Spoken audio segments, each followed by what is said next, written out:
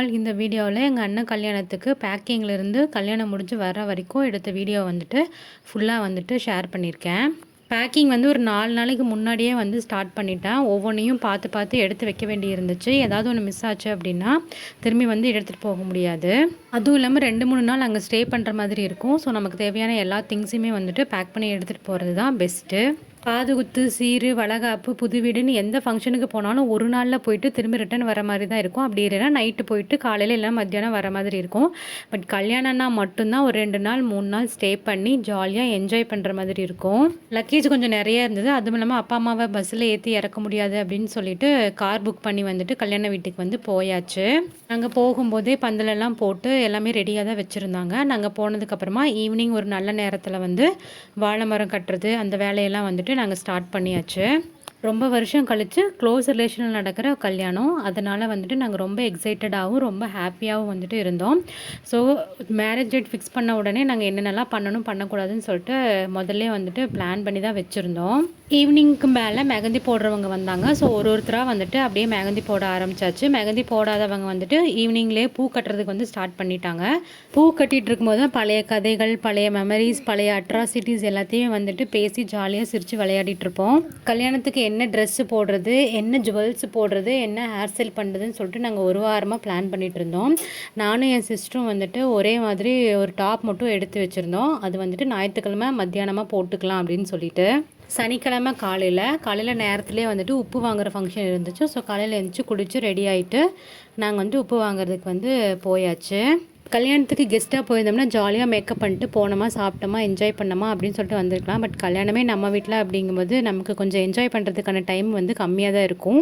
எங்கள் அம்மா ஃபேமிலியில் வந்துட்டு நாங்கள் மொத்தமாக 4 சிஸ்டர்ஸ் தான். இது எல்லாருமே வந்துட்டு பார்த்திங்கன்னா பிரதர்ஸு. ஸோ நாங்கள் 4 பேரும் எங்கேயுமே போனாலும் ஒன்றா போயிட்டு ஒன்றா வருவோம். அந்த மாதிரி தான் வந்து இருப்போம் எப்போவுமே. உப்பு வாங்கிட்டு வந்த உடனே வளையல் போடுற ஃபங்க்ஷன் இருந்துச்சு. நம்ம வீட்டுக்கு கெஸ்ட்டாக வந்தவங்களுக்கு சைஸுக்கு தகுந்த மாதிரி ஒரு 3-4 சைஸில் வந்துட்டு வளையல் வாங்கி வச்சு அவங்களுக்கு தகுந்த மாதிரி நம்ம கொடுத்துருவோம். நெக்ஸ்ட்டு குழந்தைங்க யாராவது இருந்தாங்க அப்படின்னாலும் குழந்தைங்களுக்கு தனியாக வந்துட்டு வளையல் வாங்கி கொடுக்கறது வழக்கம். ஜில்லுன்னு வளையலெல்லாம் போட்டுட்டு காலையில் பிரேக்ஃபாஸ்ட்டை முடிச்சுட்டு அடுத்த ஃபங்க்ஷனுக்கு வந்துட்டு ரெடி ஆயாச்சு. நெக்ஸ்ட்டு மாப்பிள்ளைக்கு வந்துட்டு மெட்டி போடுற ஃபங்க்ஷன். எங்களுக்கு வந்து மாப்பிள்ளைக்குமே ஒரு 5 நாள் இல்லைன்னா 7 நாள் வந்துட்டு மெட்டி போடுறது வந்து வழக்கம். இந்த ஃபங்க்ஷன் முடிஞ்சதுமே ஈவினிங் ரிசப்ஷனுக்கு வந்துட்டு ரெடியாக ஆரம்பிச்சாச்சு. நான் ஒரு 2-3 பேர்த்துக்கு மேக்கப் பண்ணி விட்டதுனால என்னால் சரியாக ரெடியாக முடியல. ஸோ சாரியை மட்டும் மாற்றிட்டு மண்டபத்துக்கு போய் ரெடி ஆகிக்கலாம் அப்படின்னு சொல்லிட்டு அப்படியே காரில் ஏறியாச்சு. நைட்டு சரியாக தூங்காததுனால கார்லேயே வந்துட்டு தங்கச்சி வந்து தூங்கிட்டா. நைட்டு என்னோடய ஃபோனில் பேட்ரி இல்லாத காரணத்தினால் நைட்டு சரியாக ஃபோட்டோஸ் அண்ட் வீடியோஸ் வந்து எடுக்க முடியல. இது வந்து காலையில் முகூர்த்தப்போ எடுத்திருந்தது. நைட்டு என்கேஜ்மெண்ட் எல்லாம் முடிஞ்சுட்டு நைட்டு வந்து தூங்கும் போதே மணி 12 மணிக்கு மேலே ஆயிடுச்சு. திரும்ப ஒரு 3 மணிக்கு எல்லாம் அலாரம் வச்சு காலையில் எழுந்திரிச்சு குளிச்சுட்டு வந்து ரெடியாக ஆரம்பிச்சிட்டோம். முகூர்த்த காலையில் 6:30 மணிக்கு நாங்கள் ரெடியாகி வெளியே வரும்போது தான் மாப்பிள்ளை மண்டபத்திலேருந்து கோயிலுக்கு வந்து கிளம்பிட்டு இருந்தாப்புல. மேரேஜ் வந்து மண்டபத்துக்கு கொஞ்சம் பக்கத்தில் இருக்கிற ஒரு கோயிலில் தான் வந்து நடந்தது. நைட்டு வேறு கொஞ்சம் மழை வந்து அது வேறு கொஞ்சம் சொதப்பிருச்சு.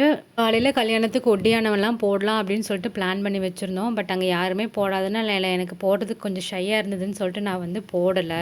6:45 மேலே ஆயிடுச்சு கோயிலுக்குள்ளே போகிறதுக்கு. அங்கே போயிட்டு மந்திரமெல்லாம் சொல்லி அப்படி இப்படின்னு சொல்லிட்டு 7:45 மேலே ஆயிடுச்சு தாலி கட்டுறதுக்கு. அவ்வளோதான், நம்ம வேலை முடிஞ்சது. இனி நம்ம சாப்பிட்றதுக்கு கிளம்பிட வேண்டிதான் அப்படின்னு சொல்லிட்டு கிளம்பியாச்சு.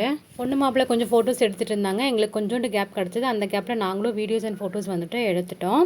மாப்பிள்ளை பொண்ணை வரவேற்கிறதுக்கு வீட்டில் யாரும் இருக்க மாட்டாங்கன்னு சொல்லிட்டு டக்குன்னு டிஃபன் சாப்பிட்டுட்டு நாங்கள் நேரத்துலேயே வந்து வீட்டுக்கு போயாச்சு. அங்கே போயிட்டு பொண்ணு மாப்பிள்ளைக்கு வந்துட்டு மஞ்சள் நீர் இருந்துச்சு. அது முடிச்சுட்டு பொண்ணு குளிச்சுட்டு வந்ததுக்கப்புறமா நாங்கள் கோயிலில் போயிட்டு தண்ணி எடுத்துகிட்டு வருவோம். அது முடிஞ்சதும் மத்தியானம் சாப்பாடு முடிச்சுட்டு எல்லாத்தையும் பேக் பண்ணிவிட்டு வீட்டுக்கு வந்தாச்சு. பாய்.